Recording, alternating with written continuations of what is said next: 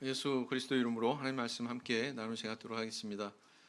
오늘은 이제 성경 개론 모세오경의 세 번째 경건인 레위기가 되겠습니다. 어떻게 이렇게 개론 내용을 다루면 우리 성도님들 성경 통독하는데 좀 도움이 되십니까? 사실은 그런 목적도 있다. 개론을 다루는 데는 그런 목적도 있다라는 것입니다. 자, 레위기라고 하는 이 성경은 히브리 원문에는 그리고 부르셨다 뭐 이런 뜻의 단어로 제목이 붙여져 있는데 70인역에서는 레위인에게 속한 것 이렇게 이름이 붙여져 있습니다. 그래서 우리 한글 성경은 70인역에 근거해서 레위인들에 대한 기록 뭐 이렇게 이해하시면 되겠죠. 70인역이 자꾸 나오는데 반복해서 말씀드리자면 본래 구약 성경은 히브리어로 기록이 되어 있다고 그랬잖아요. 그런데 이것을 헬라어로 그때 당시에 만국 공통어 오늘날에는 영어지만 그때 당시에는 헬라어 다른 말로 그리스어 문화적으로 그리스가 지배하던 그런 시대였거든요. 그래서 그리스어로 헬라어로 번역이 된 성경이 구약 성경이 70인역입니다. 자주 나오죠. 자, 저자는 뭐 말할 것도 없이 모세오경의 저자여야 하니까 모세가 되겠습니다. 모세가 기록했다고 하는 것이 본서에 56회나 그렇게 기록이 되어 있거든요. 또 기록 연대는 그가 생존한 기간이어야 되겠죠. 그래서 이것도 역시 다른 모세오경과 같이 1446년에서 1406년 BC 요 연대가 되겠다라는 것입니다. 자, 그럼 레위기서의 배경에 대해서 한번 살펴보죠. 레위기서는 출애굽기와 민수기의 부록적인 그런 성격의 경건이다 이렇게 볼 수가 있습니다. 뭔가 좀 부족해요. 그래서 거기다가 이거는 좀 집어넣어야 되겠다. 추가적으로 그렇게 삽입할 경우에 그 부록이라고 그러죠. 그런 부록 성격의 경건이다 이렇게 볼 수가 있습니다. 그래서 이 레위기서에서는 어떤 지리적인 이동이 나타나지 않는다. 무슨 얘기냐? 언제 어디로 가서 뭐 무슨 일이 발생했고 뭐 광야에서 어디로 이동하고 막 이런 내용이 있다 없다? 그런 내용이 없다. 그런 내용이 있는 것은 출애굽기, 그 다음에 민수기, 신명기는 복습이에요. 네. 그래서 이렇게 그 레위기서는 바로 그런 특징을 가지고 있다. 뭐 사건에 대한 기록도 별로 없어요. 뭐 나답과 아비후의 죽음의 정도. 그런데 그 죽음의 사건도요, 사실은 그들의 죽음에 대해서 강조하고 있는 게 아니라 다른 데 목적이 있기 때문에 그런 어떤 사건 중심의 역사서다운 색채는 발견하기가 어렵다, 없다 이렇게 보시면 되겠습니다. 율법을 이제 이렇게 크게 나누면 도덕법, 시민법, 의식법 이렇게 나눌 수 있는데요. 의식법은 의례법이라고도 할 수 있죠. 그래서 뭐 제사, 뭐 절기 이런 거에 관한 그런 내용을 다루고 있는데요. 이 레위기서에는 요 세 부분 중에서 의식법, 제사법에 대한 또 절기법에 대한 이런 내용을 주로 언급하고 있다 이렇게 이해하시면 됩니다. 이 출애굽기가 이제 끝나고 레위기가 시작이 되는데 출애굽기의 마지막에 어떤 게 기록이 되어 있었습니까? 우리 한번 복습을 해보죠. 출애굽기의 마지막에 뭐가 기록이 되어 있었어요? 성막에 대해서 기록이 되어 있었죠. 제사 드리는 그런 장소인 성막에 대한 내용이 기록이 된 이후에 레위기서에서 이 제사법에 대한 그런 내용이 등장하고 있다는 것은 굉장히 자연스럽게 그렇게 연결이 되고 있다 이렇게 볼 수가 있습니다. 이 레위기가 기록된 기간은요 한 50일 정도. 애굽을 나온 지 2년 두 번째 해 되는 해에 한 50일 동안에 시내산에서 이렇게 주어졌다 이렇게 볼 수 있습니다. 레위기에는 거룩이라고 하는 단어가 무려 50 몇 회요?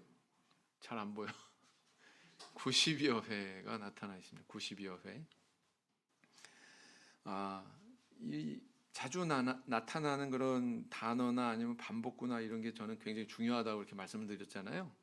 그 단어나 그 반복구가 주제를 담고 있는 경우가 굉장히 많다 이렇게 말씀을 드렸습니다. 레위기서도 역시 마찬가지다.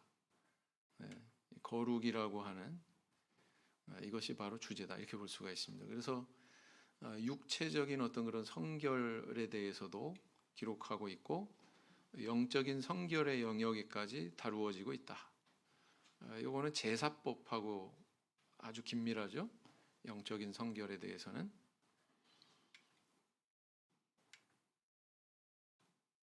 하나님께서는 자신이 거룩하신 것처럼 선민에게 거룩하라고 이렇게 요구를 하고 계십니다. 사실 이 레위기의 논조의 핵심은 바로 이거죠. 거룩입니다. 거룩. 대주제다. 그래서 거룩이 훼손되면 다시 회복하는 절차와 과정에 대해서도 제시를 하고 있죠. 첫 번째가 바로 제사법이었습니다. 그죠? 제사 그러면 우리 성도님들은 뭐가 생각나세요? 유대인들은 가장 먼저 뭘 떠올릴까요? 피. 제사 지낼 때 가장 먼저 접하게 되는 게 뭐예요? 제물을 죽이잖아요. 죽이면은 그 피를 받아서 뭐 제단 주변에 뿌리기도 하고 그 피를 또 제단 뿔에 바르기도 하고, 그죠? 성소 안에 있는 향단의 네 뿔에 바르기도 하고, 대속죄일 같은 경우는 대제사장이 그 피를 가지고 지성소 안에까지 들어가서 속죄소 위에 드리고 또 언약궤 앞에 또 뿌리고 이렇게 하죠. 그래서 이 제사 행위에는 피라고 하는 그런 심상이 가장 크게 자리 잡고 있다 이렇게 볼 수가 있습니다.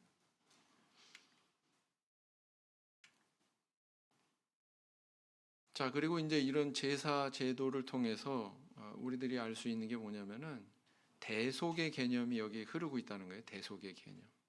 죄인이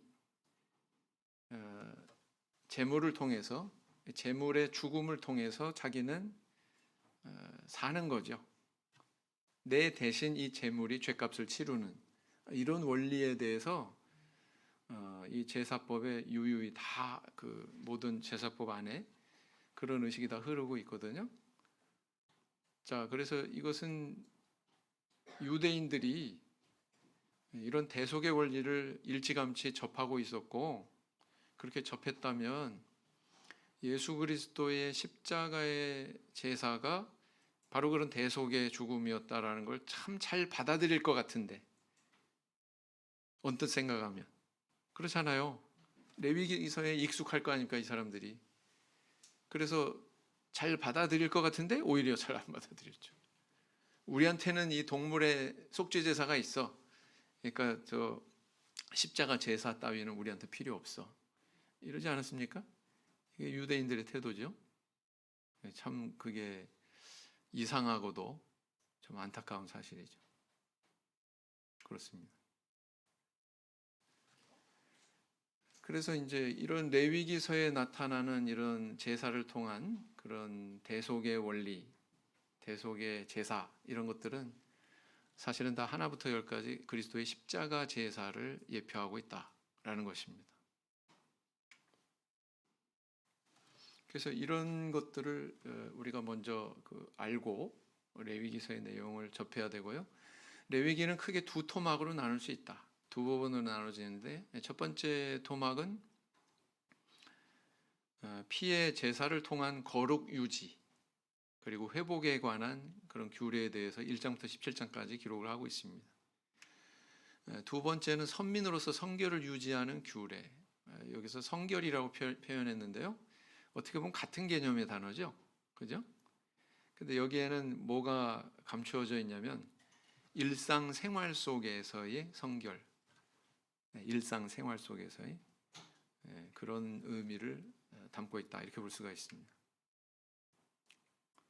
그래서 이제 첫 번째 부분을 살펴보면은요. 1장부터 17장까지라고 그랬잖아요. 1장부터 7장까지 이 많은 양을 할애해 가지고 5대 제사, 다시 말하면 5개의 제사에 대해서 기록을 하고 있습니다. 그래서 5대 제사 잘 아시죠? 첫 번째 뭐예요? 번제. 번제. 이 번제라고 하는 제사의 특징은 무엇입니까? 그거는 전부 다 불태워버리는 거예요. 부정한 부분만 제하고는 먹는 거 뭐 이런 거 없어요. 제사자가 뭐 먹고 그런 거 없이 그냥 하나님한테 다 불살라 가지고 드리는 것. 전적인 헌신, 뭐 이것을 상징하고 있다. 이렇게 볼 수가 있습니다. 그 다음에 이제 소제가 있습니다. 소제는 뭐냐면 곡식가루로 드리는 제사죠. 그래서 이 곡식가루로 드리는 제사는요, 부가적인 제사로 드려졌다. 무슨 얘기냐? 다른 그 동물로 드리는, 가축으로 드리는 그런 제사에 곁들여서 부가적으로 드리는 그런 제사로 활용이 됐다라는 것이고요. 이 곡식가루를 또 하나님 앞에 드리려면 곡식을 빻아야 되잖아요. 그래서 이렇게 곡식이 빠지는 것은 바로 그리스도의 그런 고난을 또 상징한다. 뭐 이렇게 해석하는, 상징적으로 해석하는 분도 계십니다. 자, 그다음에 이제 세 번째 제사는 화목제지요. 제사 이름을 먼저 다 살펴보면 먼저 번제, 소제, 화목제, 그다음 뭐가 있습니까? 속죄제, 속건제, 뭐 이렇게 있습니다. 화목제는요, 특별히 뭐 범죄한 것도 아니에요. 뭐 다른 이유가 아니라 그냥 하나님 앞에 감사한 마음으로 드리는 그런 제사다라는 것입니다. 그래서 이 제사의 특징은 뭐냐면은 집례자, 제사의 집례자인 제사장과 제사를 드리는 그 백성이 같이 음식을 먹어요. 그죠? 같이 하나님 앞에서 음식을 먹을 수 있었던 그런 제사다. 그래서 신약 성경에서는 그분은 우리의 화목 제물이 되셨다. 또 이렇게 표현하지 않습니까? 하나님과 우리가 굉장히 불편한 관계였는데, 불우한 관계였는데 그리스도께서 우리를 하나님과 화목하게 해주셨다.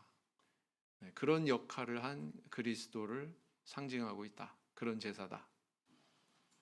그 다음 속죄제, 어떻게 보면 이 동물의 제사에 있어서 가장 두드러진 그런 특징을 드러내는 제사다. 이렇게 볼 수가 있죠. 죄를 속하기 위한 대속의 제물로 드리는 바로 이런 그 제사죠.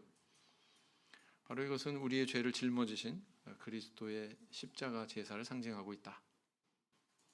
속건제는 이거는 좀 부가적인, 속죄제의 좀 부가적인 제사다. 저는 이렇게 이해를 합니다. 뭐 성물에 대한 하나님의 어떤 구별된 그런 물건들, 그죠? 거룩하게 구별한 그런 성물에 대해서 실수하거나 뭐 이렇게 했을 때 거기에 대한 것을 속하는, 뭘 느낄 수 있어요? 아, 요만큼의 어떤 부정함이라도 없도록 그렇게 해야 된다는 그런 정신을 여기서 우리가 엿볼 수가 있죠. 그죠? 속죄제로만 충족되지 않고 이런 어떤 제물, 하나님께 드리는 그 가축의 제물이나 어떤 기물 뭐 이런 것들에 대해서 자칫 실수해 가지고 범과를 했을 때 또 그것도 정결함을 받아야 된다라는 것을 우리에게 가르쳐 주고 있습니다. 그러니까 이것이 바로 성막이죠. 성막은 본질적으로 하나님과 교제하는 장소고 또 하나님 앞에 제물을 드리는 그 장소였습니다. 그래서 저렇게 번제단에서 제물이 불살라졌죠. 하나님께 드리는 그런 그 제물의 종류에 대해서 나열을 하고 있죠. 레위기에서. 그래서 가장 그 재산 가치로 보면은 가장 비싼 소, 그 다음에 양, 염소, 비둘기, 곡식가루 이렇게 명시하고 있습니다. 근데 이 표현을 보면 뭐라고 되어 있냐면은 힘이 거기에 미치지 못하면은 양으로 해라. 힘이 거기에 미치지 못하면 염소로 해라. 힘이 거기에 미치지 못하면 비둘기로. 또 그것도 못하겠다 그러면은 곡식가루로 해라. 이렇게 이야기하거든요. 뭘 할 수 있습니까? 하나님께 제사 드리는 것은 다 한결같이 제사 드려야 된다는 뜻이고, 부한 자나 가난한 자나 하나님께서는 모두 다 그 제사를 받으신다. 그렇죠? 그래서 이렇게 하나님께 나오는 자가 무슨 뭐 빈부 뭐 이런 빈부귀천 때문에 제사를 드리고 못 드리고 그러지 않게 하셨단 말이죠. 우리 하나님께서는 누구건 부한 자나 가난한 자나 하나님 앞에 제사 드려야 된다라는 것입니다. 하나님께서 이렇게 섬세하게 배려하시는 거죠. 미치지 못하거든.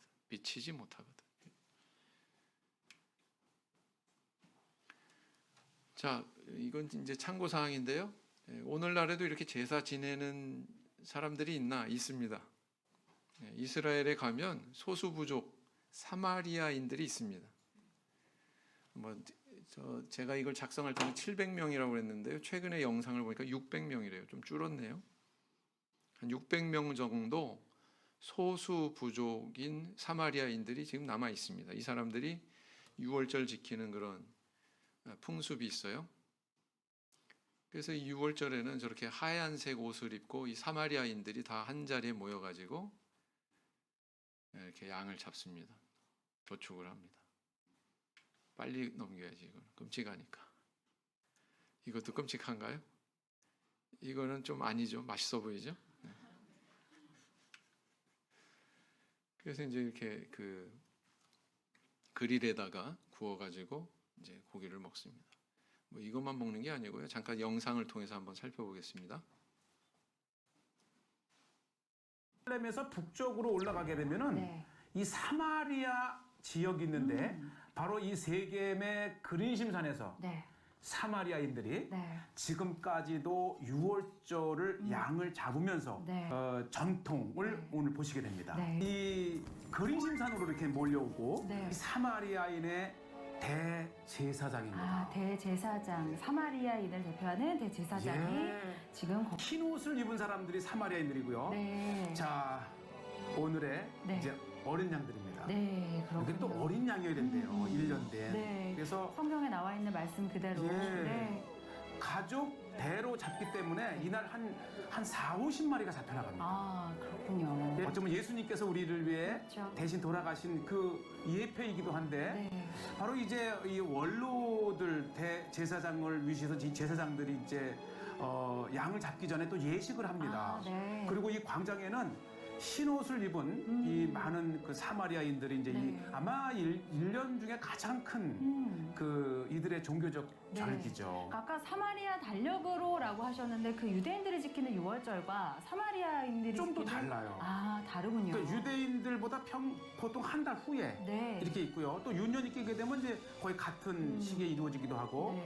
자, 이제 거의 클라이막스가 오고 이제 모든 그 사마리아 유대인들의 그런 그 원로들이 이제 본격적으로 기도를 하고 이게 이제 그 출애굽기에 있는 기도문을 읽는 거예요. 그래서 이 기도문입니다. 이게 히브리어가 또 아니고 사마리아 이 히브리어가 따로 있습니다. 사마리아 히브리어. 그 사마리아 이제 오경이라고 그러는데 대제사장이 이제 클라이막스 기도를 합니다. 그렇군요.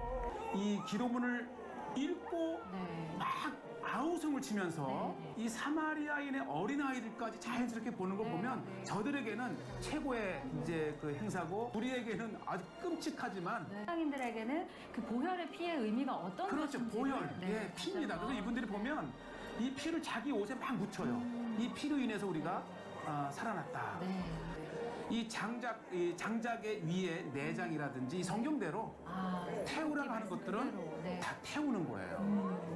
쓴 나물과 아까 무교복입니다. 그다음에 이제 고기가 익는 동안에 이제 곳곳에서 함께 이제 무교병을 먹는 거예요. 나눠 먹는. 이들은 이제 저녁이고. 저에게 주더라고요. 먹는다는 무게병을 먹어보는 특별한 체험을 하고 있어요. 꿋꿋하게 잘 보내요, 애들이. 난 눈을 가려야 되나 그래가지고. 자, 오늘날에도 이렇게 제사 드려야 될까요? 아니죠. 의미가 없어요. 이 사람들에게는 예수 그리스도가 없기 때문에 이렇게 이제 아직까지도 어떻게 보면 우리 명절 지키는 것 같은 그런 어떤 일종의 풍습으로 이걸 지키고 있죠.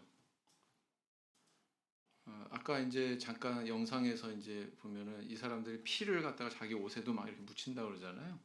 그죠? 이 피로 인해서 내가 저주가 넘어갔다.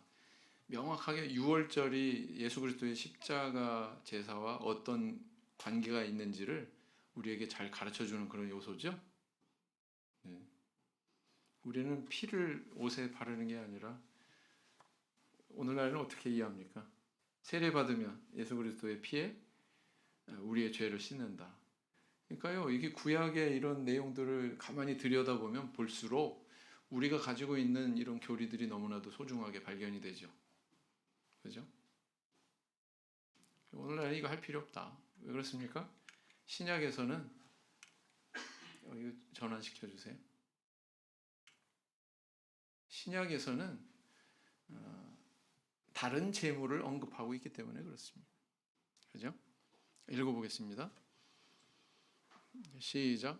그러므로 하늘에 있는 것들의 모형은 이런 것들로서 정결케 할 필요가 있었으나 하늘에 있는 그것들은 이런 것들보다 더 좋은 제물로 할지니라. 이 더 좋은 제물이 뭐예요? 예수 그리스도. 예수 그리스도. 히브리서 10장 4절, 8절, 10절 이렇게인데 4절, 10절만 읽어보겠습니다. 4절, 10절. 시작. 이는 황소와 염소의 피가 능히 죄를 없이 하지 못함이라. 이 뜻을 쫓아 예수 그리스도의 몸을 단번에 들이심으로 말미암아 우리가 거룩함을 얻었노라 그랬어요. 뭐 이스라엘 사람들이 뭐 이렇게 여러 번 드리는 것처럼 드릴 필요 없다. 예수 그리스도께서 한 번에 온전한 제사를 하나님께 드렸다. 이렇게 이야기하고 있습니다. 자, 그리고 이제 7장까지 그런 5대 제사에 대한 내용이 쭉 나오고요. 8장부터 10장까지는 각종 제사를 집례할 제사장에 대한 규정이 나오는데요. 여기가 아주 좀 독특한 점이 발견이 됩니다. 뭐냐면은 아까 이제 출애굽기하고 이제 레위기가 자연스럽게 연결된다고 그랬잖아요. 근데 출애굽기와 레위기가 아주 또 긴밀하게 연결되어 있다고 하는 걸 증거하는 게 여기 있거든요. 그게 바로 뭐냐면은 여호와께서 모세에게 명하심과 같았더라. 이 반복구가 8장부터 10장까지 무려 8회나 나타납니다. 출애굽기 마지막 부분에 39장 40장, 출애굽기 39장 40장에 여호와께서 모세에게 명한 대로 되었더라. 이 표현들이 계속 나왔죠? 계속 나왔거든요.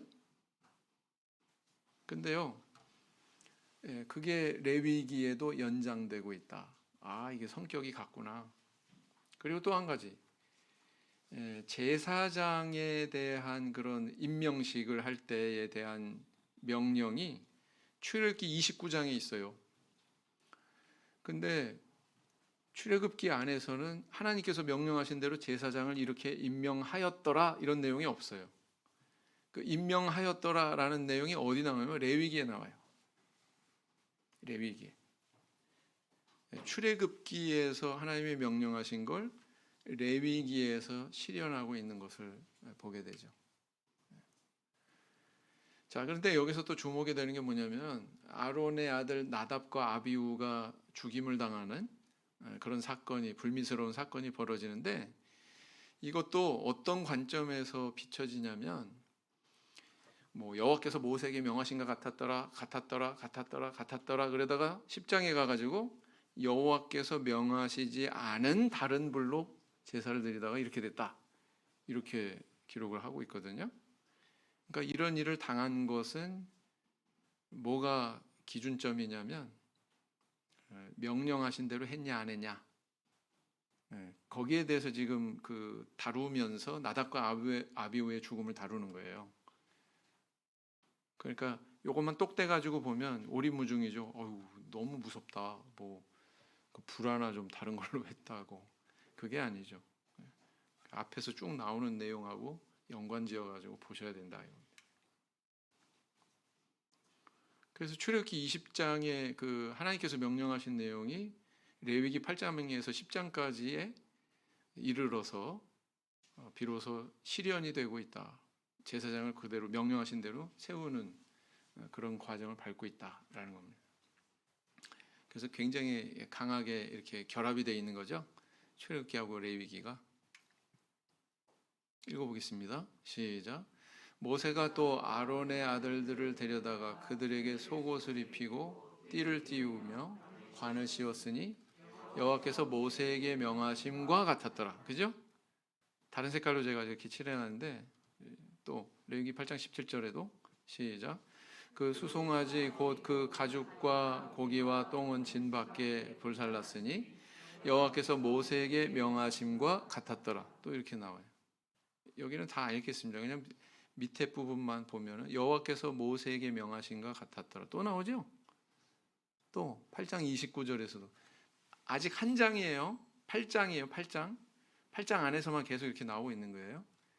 또 마지막 부분에 뭐 응식이라 여호와께서 모세에게 명하신과 같았더라. 이렇게 계속 강조하고 있다라는 겁니다. 가슴들과 우편 뒷다리를 그가 여호와 앞에 요제로 흔드니 모세의 명한 것과 같았더라. 또 마찬가지죠. 그다음 여호와의 관유가 너희에게 있은즉 너희는 회막문에 나가지 말아서 죽음을 면할지니라. 그들이 모세의 명대로 하니라. 또 이렇게. 그래서 굉장히 엄중하고 엄격하게 그 명령대로 행해야 된다고 하는 것을 행하고 있다고 하는 것을 또 강조하고 있다라는 것입니다. 그래서 성막을 짓는 것뿐만 아니라 그 성막에서 이루어지는 제사 행위의 절차도 하나님께서 다 관여하셨고 명령하신 대로 그대로 하도록 그것이 너무나도 중요하다고 그렇게 강조하고 있다라는 겁니다.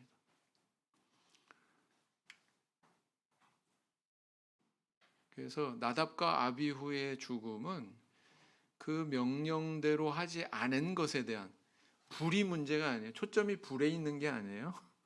그죠? 하나님이 명하신 대로 했냐 안 했냐 이게 초점이 있는 거예요. 그죠?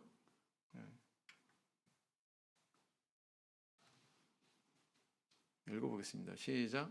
아론의 아들 나답과 아비후가 각기 향료를 가져다가 여호와의 명하시지 않은 다른 불을 담아 여호와 앞에 분향하였더니 불이 여호와 앞에서 나와 그들을 삼키매 그들이 여호와 앞에서 죽은지라. 여러분들 이 여호와께서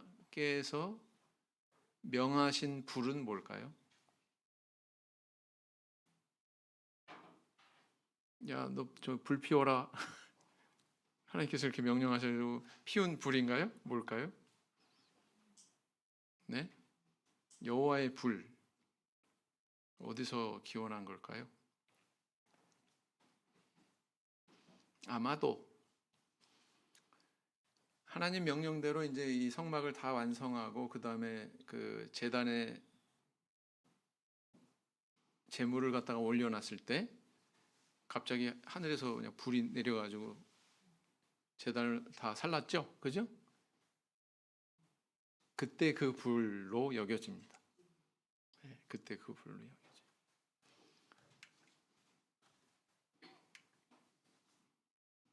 그 다음에 이제 11장으로 넘어가면 이제 그 조금 다른 내용들을 다루고 있죠. 11장에 우리 성도님들도 익숙하신 정한 짐승과 부정한 짐승에 대한 구별.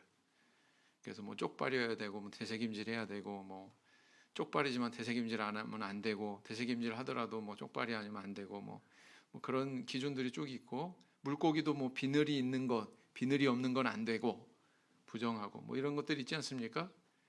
메뚜기는 먹어도 되고 뭐 다른 건 곤충은 가증하니까 먹으면 안 되고 뭐 이런 것들 기준이 쭉 나열이 되어 있는 게 바로 11장에 있습니다.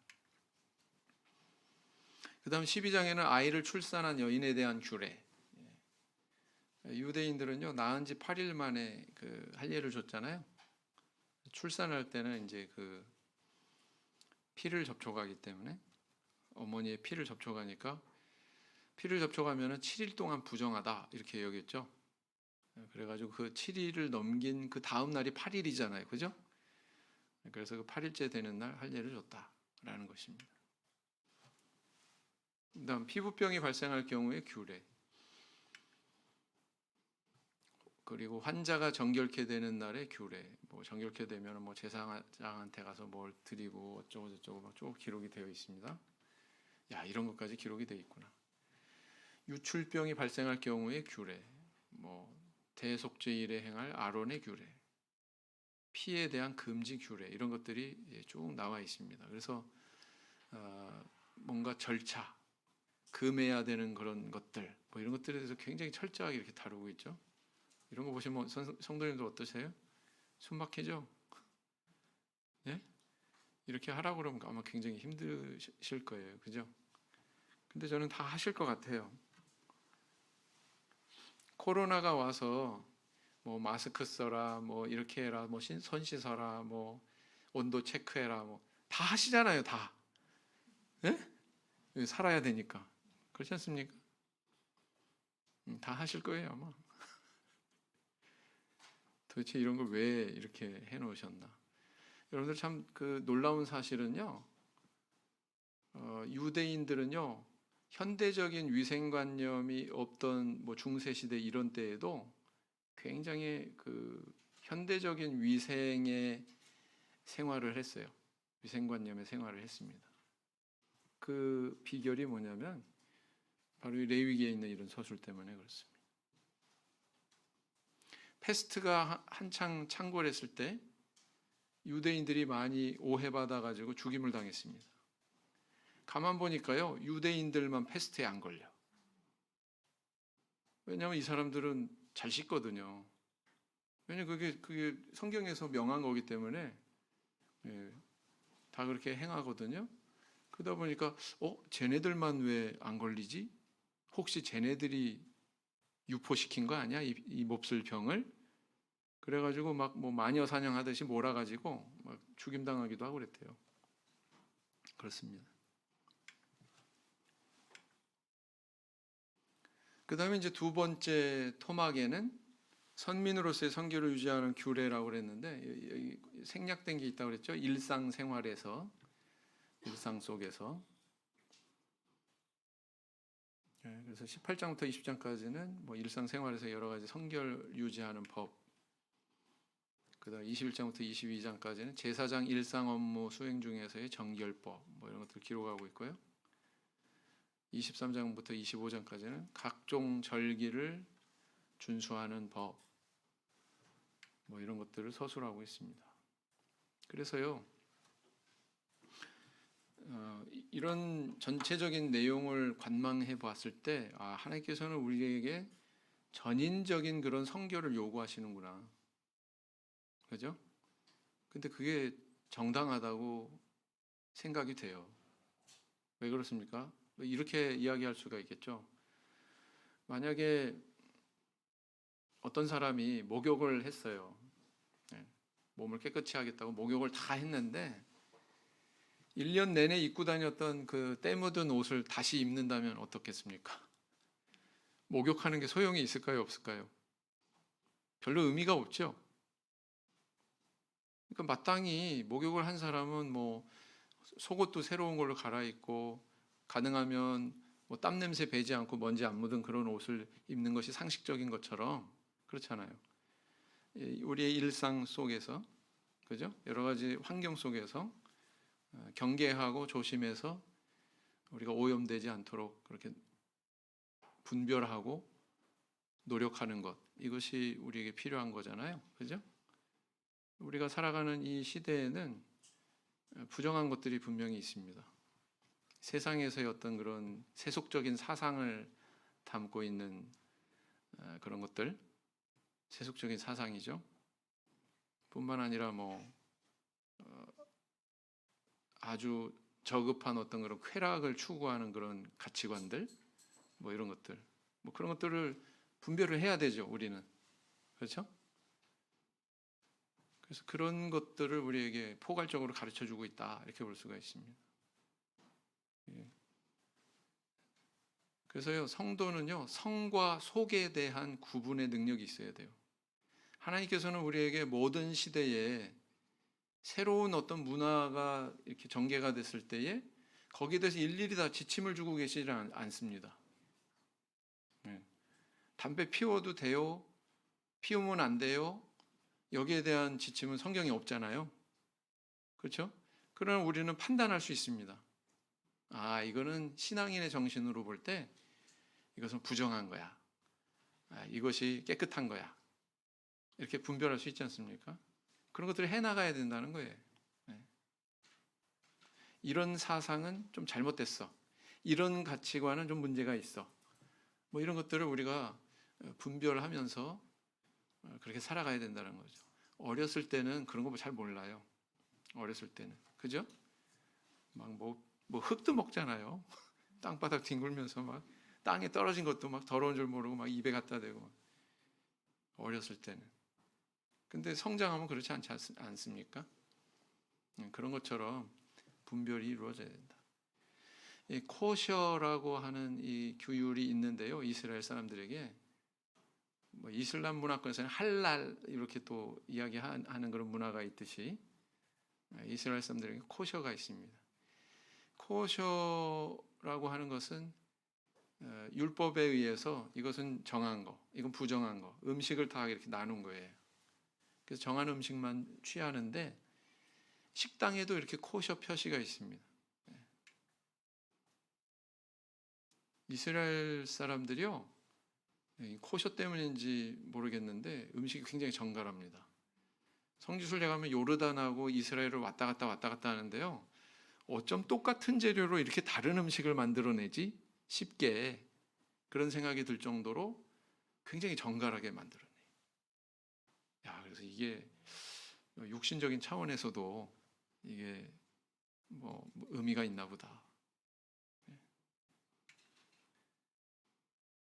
맥도날드에도 코셔가 있습니다. 뭐 햄패티 뭐 이런 거, 뭐 빵도 마찬가지고요. 전부 다 랍비들이 오케이 도장 찍어 놓은 것만 취급합니다. 이거 안 붙어 있으면 유대인들은 안 먹습니다. 제가 성지순례 가가지고 요만한 초콜릿을 공원에서 막 춤추면서 노는 아이가 너무 예뻐가지고 그 앞에다가 딱 내밀었거든요. 아이한테. 얼마나 먹고 싶겠어요. 애들이 초콜릿 얼마나 좋아합니까? 그죠? 솔미야, 그지? 네? 하윤아, 그지? 초콜릿 좋아해? 근데요, 이 아이가 절대로 안 받아요. 저는 몰랐어요, 맨 처음에. 절대로 안 받아요. 아, 그래가지고, 야, 쟤는 절제력이 대단한 애인가 보다. 근데 나중에 알고 보니까 유대인들은 이방인이 주는 거 받아서 먹어요, 안 먹어요? 안 먹어요. 그렇게 훈련받았어요. 그렇게 교육받았기 때문에. 절대로 안 받아요. 네, 그렇다. Mishnah is the explanation 장을 한번 보겠습니다. that Moses got on Mount Sinai of the written Torah. The written Torah. The written Torah, Moses on Mount Sinai, he got the tablets, 10 commandments, but he also got the 5 books. That's called the 5 books of Moses.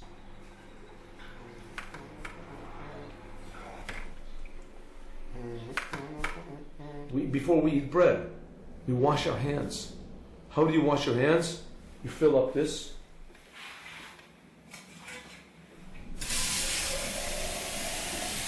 And you wash your hands. 음성하고 화면하고 따로 저희 손잡이를 한번 네, 보세요. 그거 손잡이가 몇 개예요? Some people do 2 times. Some people do 1 손잡이 time. 2개죠? Different that you learn in the books how to do. 바가지 손잡이 2개 아니에요? Meatballs. Kosher meatballs. What's kosher? How do you know meat is kosher? How do you know the milk is kosher meat? How do you know it goes according to Judaism, the laws? On that there's rabbis that they observe, and they have a seal. You have to know what's behind the seal. Wherever you go, you ask the rabbis what food is proper to eat, what food is not proper to eat.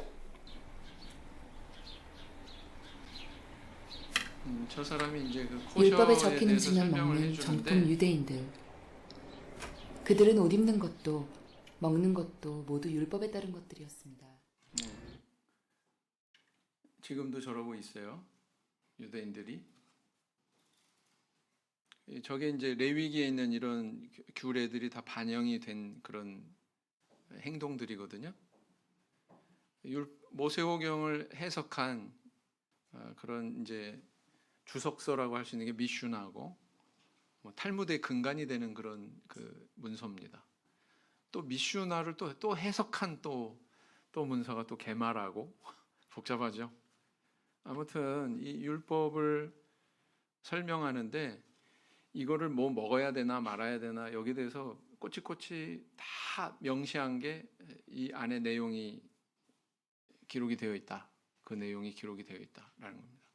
그것에 의해서 우리는 이렇게 행한다. 지금 설명을 하는 거예요. 네.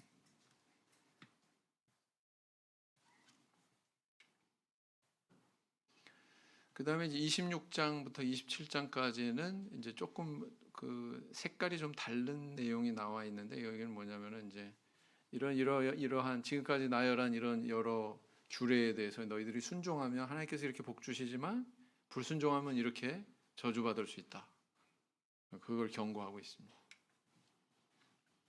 그 다음에 27장에는 서원에 대한 여러 가지 내용에 대해서 다루고 있죠. 그래서 레위기를 여는 그런 커다란 맥은 첫 번째는 이제 제사장 위임식에서의 반복구, 출애굽기에서도 나왔던 그 반복구가 여기서도 흐르고 있다. 모세에게 명하신 대로 행했다라는 그거고요. 그 다음에 이제 성별, 거룩하게 구별한다 이런 뜻이죠. 성별, 모세에게 명하심과 같았더라. 이게 여러 차례 출현하고 있다. 성별에 관해서는 내가 거룩하니 너희도 거룩하라. 이게 여러 차례 기록이 되어 있습니다.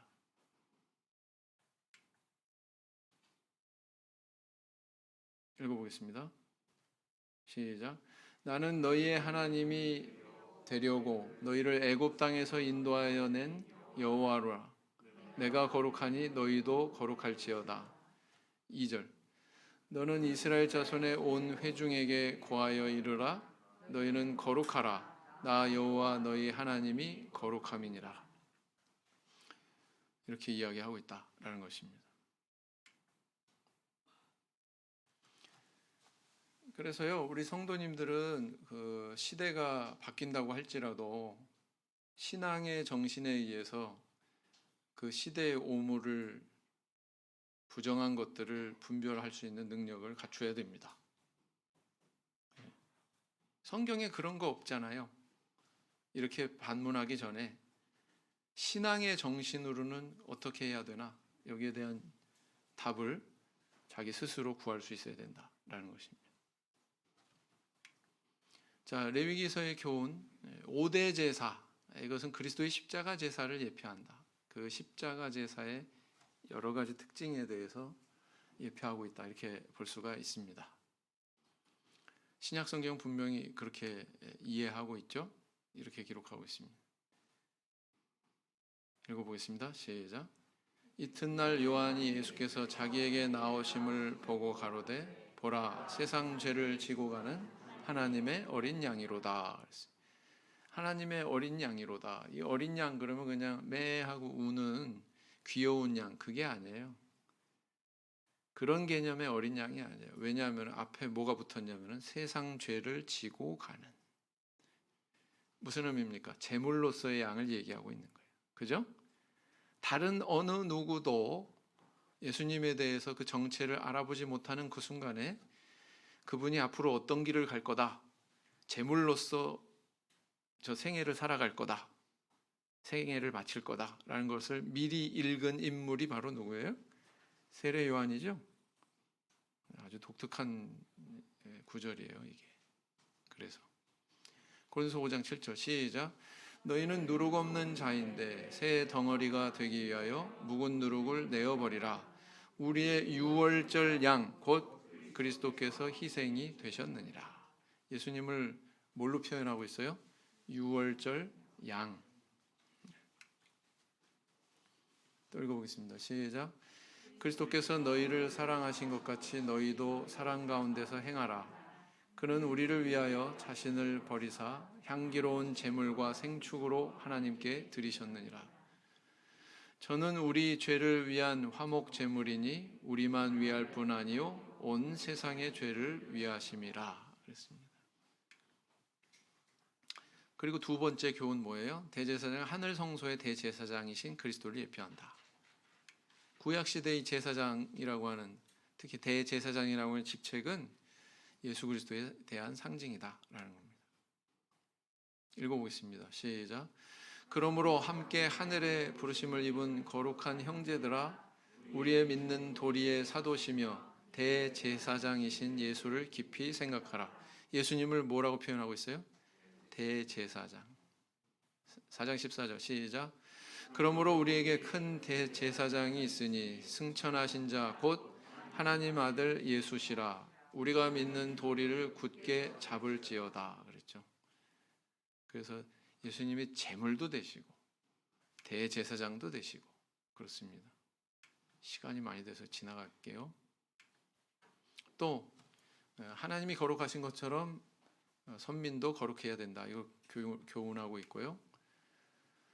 만약에 거룩이 이렇게 훼손이 되면 제사를 통해서 그 부정함을 벗어야 한다라는 것을 우리에게 교훈하고 있습니다. 그래서요, 오늘날에도 우리가 하나님 앞에 잘못한 것이 있으면 그거 찾아내가지고 해결하는 게 중요합니다. 중요합니다. 네.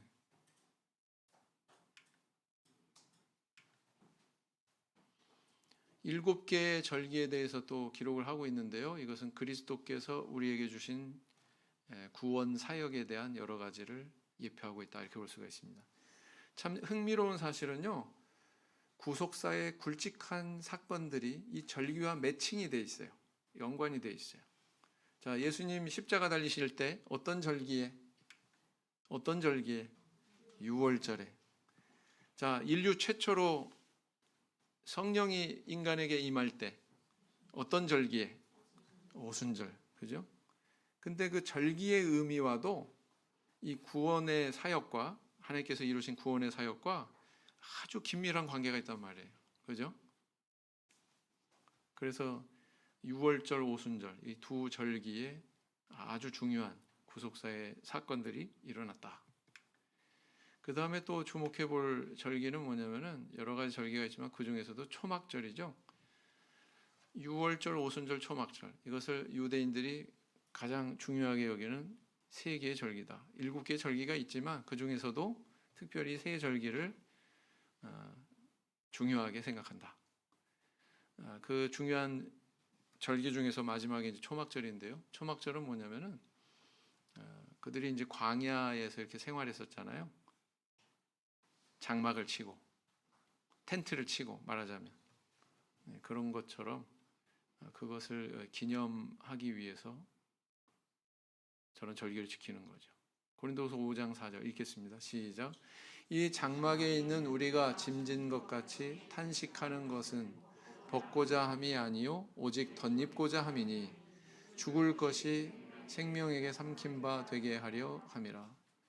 지금 바울 사도는 고린도후서 5장에서 우리의 이 육신을 뭘로 비유하고 있습니까? 장막에 비유하고 있어요. 장막에. 임시거처라는 거예요. 임시거처. 맞죠? 우리 몸이라고 하는 게 얼마나 연약합니까? 뭐 이렇게 망가지면은 뭐 수술하기도 하고 뭐 꿰매기도 하고 이렇게 저렇게 하다가 나중에 떠나잖아요. 우리 옷처럼. 그죠? 옷도 입고서 뭐 빨고 또 헤어지면은 또 기우고 요즘엔 그렇지 않죠? 새 거 사지요. 네. 그러다가 그냥 훌떡 이제 아예 더 이상 못 입는다 이 정도면 집어버리는 것처럼 우리의 육신이 그렇다 이거죠. 언젠간 썩어진다. 베드로서 1장 13절에도 역시 그렇게 기록하고 있습니다. 시작. 내가 이 장막에 있을 동안에 너희를 일깨워 생각하게 함이 옳은 줄로 여기노니 그랬어요. 내가 이 장막에 있을 동안에, 내가 이 육신에 지금 살아 있을 동안에, 육신을 입고 살아 있을 동안에 이거 얘기하는 거죠. 육신을 역시 또 동일하게 뭘로 비유하고 있습니까? 장막에 비유하고 있다. 그래서 레위기서의 주제는 바로 거룩이다. 성과 속에 대한 분별, 이것을 우리에게 가르쳐주고 있습니다. 여기서 마치겠습니다. 묵상 기도하시겠습니다.